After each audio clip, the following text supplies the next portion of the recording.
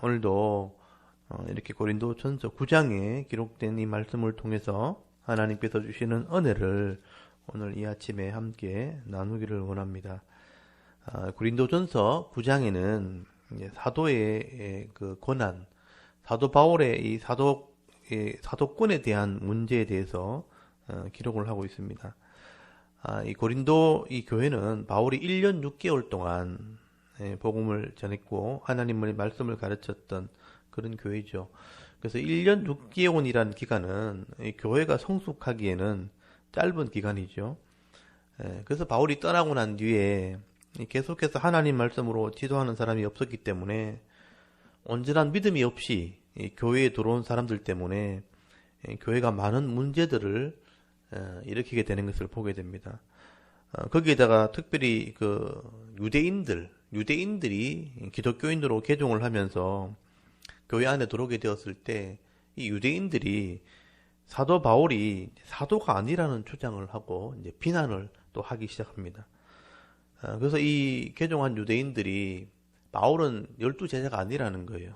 또 예수님의 제자도 아니라는 것입니다. 그러니까 이 바울이 사도가 아니니까 바울이 전하는 복음도 잘못된 것이다 하면서 주장을 하기 시작한 것이죠. 그래서 바울은 이것 때문에 굉장히 고통을 많이 당하게 됩니다. 그래서 자기가 사도가 아니라는 말을 들었을 때 내가 왜 사도가 아니냐, 자기 사도권에 대한 변호를 하게 되는 것이죠.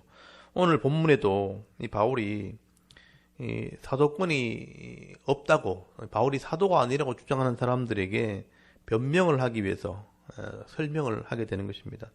이 사람들의 주된 주장이 뭐냐 하면 바울이 사도가 아니기 때문에 스스로 교회가 주는 사례를 받지 않았다고 주장하는 것입니다. 아니, 자기가 사도면 왜 떳떳하게 사례를 왜 못 받아 하면서 사도가 아니니까 못 받지, 이렇게 비난을 했던 것이죠. 그래서 오늘 본문에 바울이 이 점에 대해서 사도권에 대해서 설명을 하게 되는 것입니다. 그래서 1절을 한번 보시면요, 9장 1절에 이렇게 시작하죠. 내가 자유인이 아니냐, 사도가 아니냐, 이렇게 설명하죠. 예수 우리 주를 보지 못하였느냐, 주 안에서 행한 나의 일이 너희가 아니냐, 다른 사람에게는 내가 사도가 아닐지라도 너희에게는 사도니 나의 사도됨을 주 안에서 인친 것이 너희라. 이 사도란 말을 계속 반복을 하고 있죠. 내가 신앙의 자유인이었고 또 내가 주님을 직접 본 사람이고 또 사도로 부르심을 받은 사람이라, 이렇게 말을 하게 됩니다. 내가 왜 사도가 아니냐, 여러분, 사도란 말이 아포스톨로스란 말은 보냄을 받은 사람이란 뜻입니다. 파송된 자 또는 보냄을 받은 자. 바울은 12제자는 아니지만 부활하신 주님을 직접 만났고요, 또 하나님께로부터 사명을 받았고 내가 보내심을 받은 사도다 하는 얘기를 하게 되는 것이죠. 그래서 우리가 사도행전 9장에 보면 우리가 알 수 있지만 사도행전 9장에 사도 바울이 예수님을 만나는 장면이 기록되어 있습니다. 다메섹에 기독교인을 핍박하려고, 기독교인을 잡으려고 가다가 부활하신 예수님을 만나게 됐죠. 그리고 회개하면서 기도하는 중에 이방인을 위한 내 그릇이란 이 말씀을 듣게 됩니다. 아나니아를 통해서 네가 이방인을 위한 내 그릇이다, 그래서 내 일꾼이다 하는 얘기를 듣게 되는 것이죠. 그래서 바울은 12제자는 아니지만 이방인을 위한 사도였다는 것입니다. 나는 이방인에게 복음을 전하기 위한 사도로 보내심을 받았다 하는 믿음을 가지고 있는 거죠. 그리고 바울이 내가 일하는 열매를 보면 내가 사도인 것을 증명할 수 있다는 것입니다. 그래서 바울이 복음을 전하는 곳마다 회개하는 일들이 일어나게 되었고 교회가 생긴 것을 보면 내가 하나님의 종이고 하나님의 사도라는 것을 증거할 수 있다는 것이죠. 그래서 바울은 2절에 보시면 다른 사람들은 몰라도 너희들은 고린도교의 성도들이죠. 고린도교의 성도들, 교회를 보면 나의 사도됨을 너희들이 인친 것이 아니냐, 이렇게 설명을 하게 되는 것입니다. 그리고 3절부터 보시면 이 바울을 비난하는 사람들에게 설명을 하겠다는 것이죠. 나를 비판하는 자들에게 변명할 것이 이것이니, 자기를 비판하는 사람들이 사도가 아니라고 주장하는 사람들입니다. 이 사람들이 주로 하는 얘기가 바울은 사도가 아니기 때문에 살해를 받지 않았다는 것입니다. 그래서 이제 그 이유를 바울이 4절부터 설명을 하게 되는 것입니다. 4절을 잘 보시면요. 우리가 먹고 마실 권리가 없겠느냐. 우리가 다른 사도들과 주의 형제들과 케바와 같이 믿음의 자매된 아내를 데리고 다닐 권리가 없겠느냐. 여기 권리란 말을 하게 되죠. 이런 살해를 받을 권리도 있고 가정을 돌볼 권리도 나에게 원래 있는 것이다. 그래서 나도 다른 사도들처럼 마땅히 살해를 받을 수도 있고 가족을 돌볼 수도 있지만 내가 이런 권리를 내려놓았다 하는 얘기를 하게 되는 것이죠. 그러면서 이 교회에서 봉사한 일꾼들, 특별히 사역자들은 당연히 교회에서 사례를 주는 것이 맞다는 것을 설명을 하게 되는 것입니다. 그래서 7절부터 여러 가지 이제 비유를 통해서 설명을 하게 되는데요. 여러분 7절에 보시면 누가 자기 비용으로 군 복무를 하겠느냐? 누가 포도를 심고 그 열매를 먹지 않겠느냐? 누가 양떼를 기르고 그 양떼의 젖을 먹지 않겠느냐? 비유로 설명을 하죠. 이 군인의 비유입니다. 이 군인은 생명을 걸고 나라를 위해서 헌신하기 때문에 나라에서 작지만 이렇게 살해를 한다는 것이죠. 그래서 먹을 것과 입을 것을 당연히 지급하는 것이다. 이 당연한 것을 설명한 것이죠. 또 농사를 짓는 사람이나 목축을 하는 사람도 마찬가지입니다. 내가 땀을 흘리고 수고를 아끼지 않고 헌신했기 때문에 당연히 밭에서 나는 열매를 먹을 권한이 있는 거죠. 또 목자도 마찬가지입니다. 양떼를 위해서 헌신했기 때문에 양떼의 젖을 먹는 당연한 권리가 있다. 살해에 대한 권리를 얘기하는 것이죠.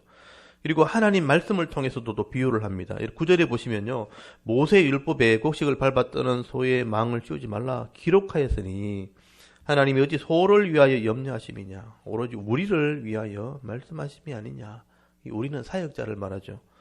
이 신명기 25장 4절의 말씀을 인용한 것입니다. 신명기 율법에 보면 곡식을 밟아 떠는 소의 입에 망을 씌우지 말라 한 것은 소가 그 밭에서 나는 양식을 먹을 수 있는 권리가 있다는 얘기죠.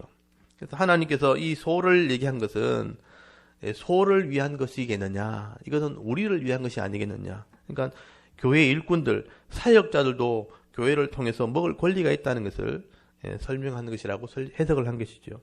그래서 11절을 보시면요. 우리가 너희에게 신령한 것을 뿌렸은 즉 너희의 육적인 것을 거두기로 과하다 하겠느냐. 바울이 말씀의 씨를 뿌렸고 또 이 교회를 위해서 사역을 했기 때문에 성도를 가르치는 사역을 한 사람들이 성도에게 또 교회에서 살해를 받는 것이 과하다 하겠느냐. 살해의 권한을 얘기하는 것이죠. 그리고 13절에 보시면 성전의 원리를 가지고 또 설명을 하죠. 성전에 일하는 이들은 성전에서 나는 것을 먹으며 제단에서 섬기는 이들은 제단과 함께 나누는 것을 너희가 알지 못하느냐. 이와 같이 주께서도 복음 전하는 자들이 복음으로 말미암아 살리라 명하였느니라. 예수님께서도 그런 말씀하셨다는 거예요. 그러니까 성전에 봉사하는 이 제사장들이 재물을 먹고 살았던 것처럼 또 예수님께서 말씀하신 것처럼 사도들이 복음을 전하는 자로 복음의 열매인 이 교회에서 주는 물질을 공급받는 것, 그건 당연한 것이다. 이렇게 설명을 하죠. 이게 살해에 대한 원리라는 것이죠. 일반적인 살해에 대한 원리를 설명한 것입니다. 그래서 사역자들은 교회에서 당연히 살해를 받는 것이 맞다는 거죠. 근데 왜 바울은 이런 고난을 포기했는가? 왜 살해를 받지 않았는가? 이것을 이제 설명하기 시작합니다. 바울은 자기 신앙을 위해서 그렇게 했다는 것이죠. 그래서 몇 가지를 설명하게 되는데 여러분 12절부터 보시면 그 첫 번째를 먼저 얘기합니다. 우리가 이 권리를 쓰지 아니하고 범사에 참는 것은 그리스도의 복음에 아무 장애가 없게 하려 함이로라. 바울이 제일 먼저 얘기하는 것은 복음을 전하는데 장애가 없게 하려고 내가 살해받는 이 고난을 포기했다 하는 얘기를 하게 되는데 여기 기록된 말씀을 보면 선뜻 이렇게 와닿지 않지만 그 당시의 분위기를 좀 알면 이해가 되는 거예요. 그 당시에 아테네나 고린도에는요, 철학자들이나 변사들이 굉장히 많았습니다. 이 아테네 자체가 철학의 도시였기 때문에 늘 토론을 하고 강연을 하는 곳이 많았습니다.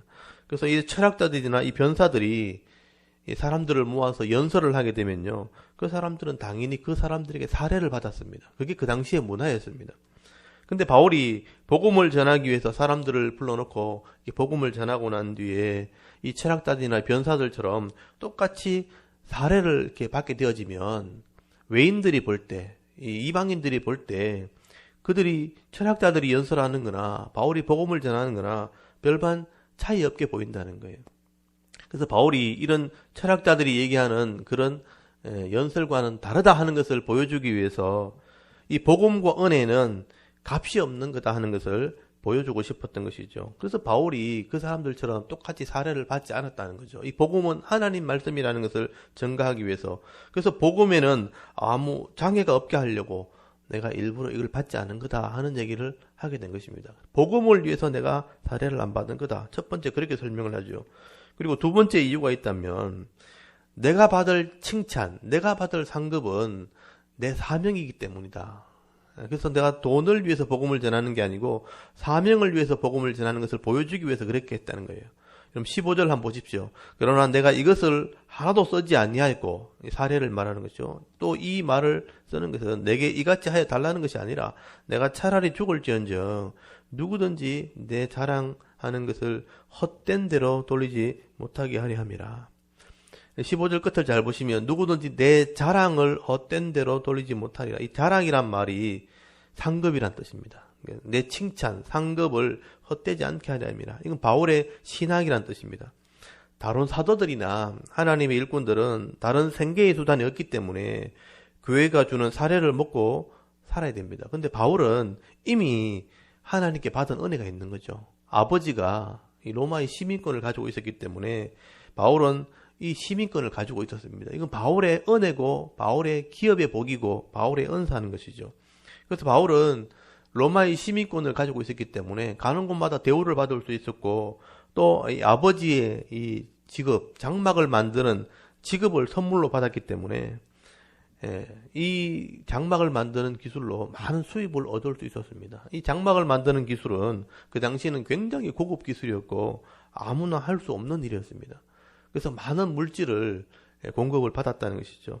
그렇기 때문에 바울은 다른 사역자들과 다르게 내가 이제 복음을 전하는 것을만 해서 이렇게 사례를 받아 사는 게 아니고 특별한 은혜가 있었기 때문에 나는 복음을 전하는 것 자체가 내 상급이구나, 내 사명이구나 그렇게 생각을 했다는 것이죠.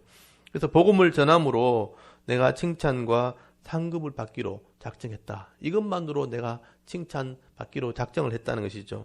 바울의 이거는 신학이라는 것입니다. 그래서 17절 한번 보십시오. 내가 내 자의로 이것을 행하면 상을 얻으려니와 내가 자의로 아니한다 할지라도 나는 사명을 받아노라. 그래 돼 있죠. 그런즉 내 상이 무엇이냐? 내가 복음을 전한 때에 값없이 전하고 복음으로 말미암아 내게 있는 권리를 다 쓰지 아니하는 이것이로다.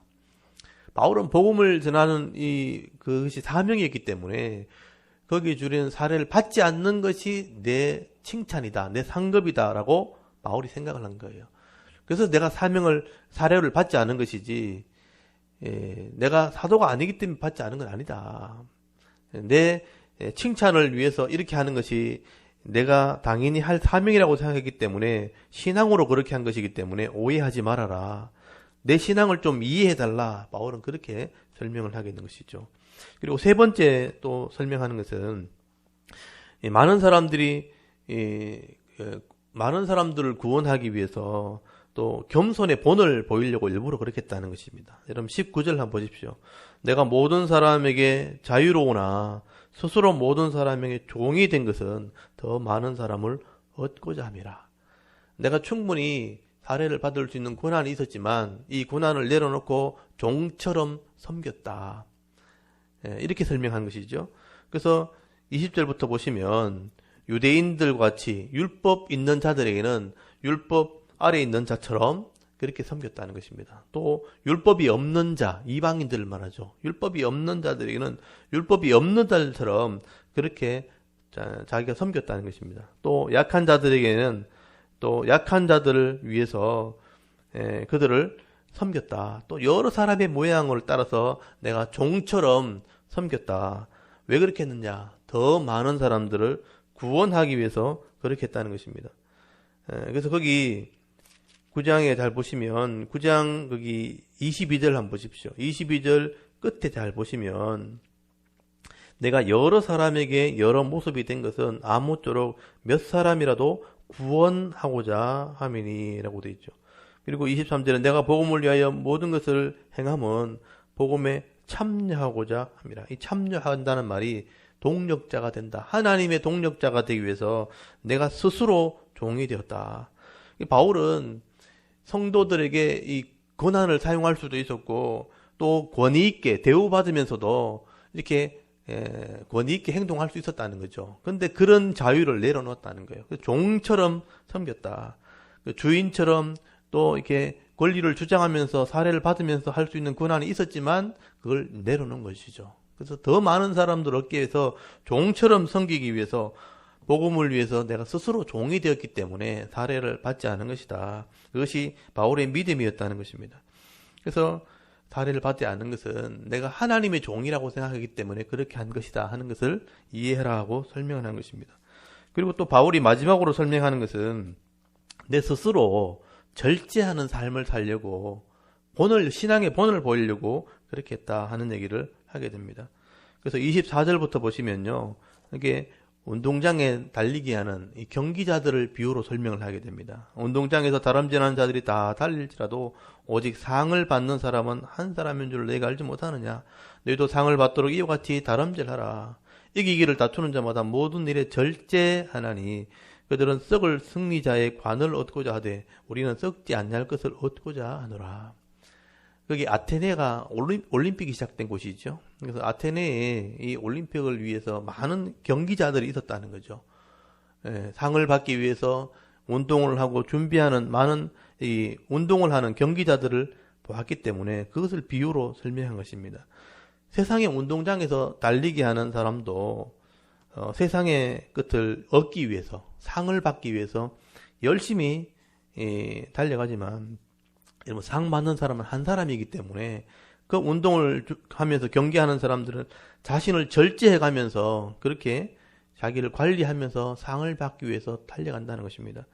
썩을 관을 얻기 위해서도 그렇게 달려가는 사람이 있는 것처럼 우리가 썩지 않냐할 관을 위해서는 자기 자신도 절제해야 되지 않겠는가. 바울이 사역자로서 이 물질에 대한 것을 절제하기 위해서 내가 교만하지 않게 하기 위해서 이것을 절제했다는 거예요. 그래서 그 믿음으로 그렇게 본을 보이려고 그렇게 했다는 것입니다. 그래서 27절에 보시면 내가 내 몸을 쳐서 복종하게 하면 내가 남에게 전파한 후에 자신이 도리어 버림을 당할까 두려워함이로라. 이것을 절제하지 않으면 내가 스스로 나태해지고 교만해지고 또 복음을 전해놓고 다른 사람에게 도리어 책망을 들을까봐 스스로 이것을 절제하는 믿음으로 내가 사례를 받지 않았다. 본을 보이려고 그렇게 했다 하는 얘기를 하게 되는 것이죠. 그래서 바울은 사도의 권한이 있었지만 이런 것을 복음을 위해서 또 더 많은 사람들을 구원하기 위해서 스스로 종이 되기도 하고 자기를 절제하면서 믿음으로 그렇게 달려왔다는 것입니다. 근데 사람들이 바울의 이런 신앙을 이해하지 못했기 때문에 바울을 비난하기도 하고 사도가 아니라고 이렇게 비판을 했다는 것이죠. 바울은 이런 말을 들으면서도 신앙의 본을 보이면서 이런 바른 믿음을 살아왔다는 것을 설명을 하게 되는 것입니다. 그래서 오늘 우리가 이 바울의 신앙을 이렇게 이해를 해야 되는 것이죠. 바울의 신앙과 바울의 이 믿음을 보면서 우리의 신앙을 한번 돌아볼 수 있기를 바랍니다. 이렇게 사역자로서 성도로서 어떤 삶을 살아야 될 것인가. 바울은 사역자로서 복음을 위해서 헌신하고 또 한 영혼이라도 더 구원하기 위해서 스스로 종이 되어 섬기기도 하고 사례받을 권리도 있었지만 자만하고 교만하지 않기 위해서 스스로 절제하면서 하나님의 상급을 바라보며 하늘의 상급을 바라보며 경주자와 같이 달려가는 신앙생활을 했다라고 말씀을 하게 되는 것입니다. 때로는 이런 믿음과 신앙이 우리에게 필요하다는 것이죠. 사역자들도 마찬가지고 성도들도 이런 믿음과 이런 신앙이 있어야 된다는 것입니다. 오늘도 이 말씀을 묵상하시면서 사역자와 성도들이 바울의 신앙을 따라서 어떤 대가를 바라고 헌신하고 내 유익을 위해서 예수를 믿는 것이 아니라 한 영혼이라도 구원하기 위해서 또 사람들을 섬기고 때로는 절제하는 삶을 살아가게 되어질 때에 많은 영혼을 하나님께로 인도할 수 있는, 그래서 하나님을 기쁘시게 하며 신앙생활을 할 수 있는 저와 여러분의 신앙의 모습이 될 수 있기를 주의 이름으로 축원합니다. 아멘. 잠깐 기도드리겠습니다.